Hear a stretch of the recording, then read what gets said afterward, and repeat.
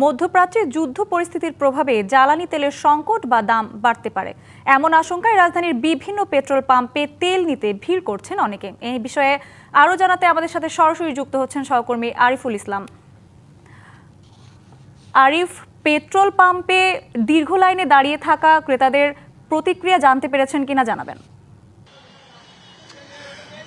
প্রতিক্রিয়া জানার বিষয়টা আসলে বৃহস্পতিবার থেকে কিন্তু গ্রাহকদের প্রতিক্রিয়া আমরা জানানোর চেষ্টা করেছিলাম। তাদের মধ্যে ক্ষোভ রয়েছে, তাদের মধ্যে অভিযোগ রয়েছে, তাদের মধ্যে নানান ধরনের প্রশ্ন রয়েছে যে এখন পর্যন্ত যেহেতু সরকারের পক্ষ থেকে কোনো প্রকার তথ্য দেওয়া হয়নি যে তেল থাকবে না বা তেলের সংকট হবে, তারপরেও কেন এই তেলের পাম্পগুলোতে উপচে পড়া ভিড় তেল গ্রাহকদের, এই বিষয়টাই আসলে অনেকেই প্রশ্ন করেছেন বা প্রশ্ন তুলেছেন।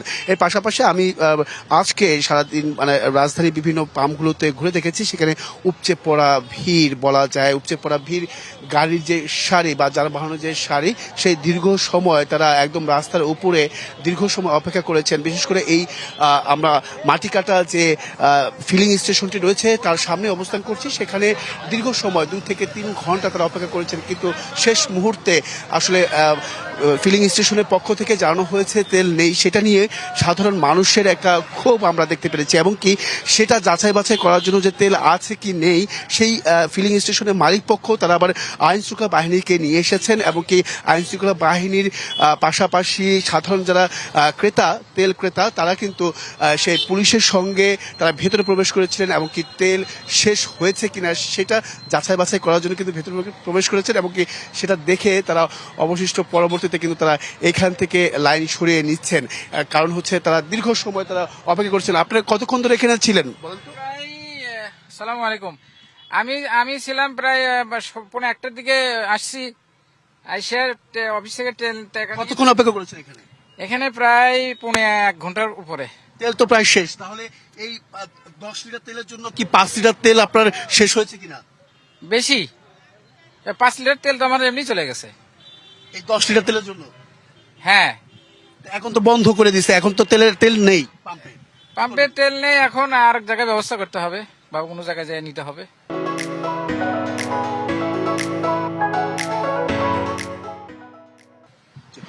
শুনছিলেন আসলে শান্তিদা যে এখানকার যারা চালক রয়েছেন, যারা ব্যক্তিগত গাড়ি নিয়ে এসেছেন, আমি একটু তাদের সঙ্গেই একটু কথা বলতে যাচ্ছিলাম যে মানে কোন ধরনের অভিযোগ আছে কিনা তেল নিয়ে? অভিযোগ আপনার এই যে এতক্ষণ পরে আপনি সিবিএস চক্কর থেকে আপনার এই করছি, আপনার সিরিয়াল দিয়ে আইসি, এই পর্যন্ত এসে আপনার পাম্পার এসে মানা করে দিতেছে যে এখন তেল দিবে না, তেল শেষ হয়ে গেছে। আচ্ছা আচ্ছা, অভিযোগ আছে কিনা? অভিযোগ এখন কি বলবো, অভিযোগ এখন তার কিছু করার নাই, যেটা ভাগ্য যেটা আছে সেটাই। 10 লিটার তেলের জন্য কয় লিটার তেল আপনার শেষ হয়েছে? তা তো 2 লিটার তেল শেষ হয়েছে। এখন কি করবেন? এখন আর কি করবো, মালিক পক্ষে বলতে হবে যে স্যার লাইন সিরিয়াল দিচ্ছিলাম, সিরিয়ালে মেনটেন্যান্স করতে পারিনি, এখন তেল পাম্প। আসলে মূলত শান্তিদা যে বিষয়টা তারা বলছেন, গ্রাহকরা বলছেন যে আগে ভাগে যদি জানিয়ে দেওয়া হতো তাহলে আর দীর্ঘ সময় এই কষ্ট করে ভোগান্তি বা রোদের মধ্যে অপেক্ষা করতে হতো না দীর্ঘ সময়। সেই বিষয়টা আসলে নজর দেওয়ার আহ্বান জানিয়েছেন সাধারণ ক্রেতারা। তারা বলছেন যে প্রত্যেকটা পাম্পে যাতে করে মালিক পক্ষ বলে দেন যে তেল আছে কি নেই, সে ধরনের একটা সাইন বা সে ধরনের একটা লেখা যাতে করে টানিয়ে দেওয়া হয় বোঝার জন্য। এই ছিল আসলে এখান থেকে শান্তিদা সবশেষ। আরিফ, ধন্যবাদ আপনাকে।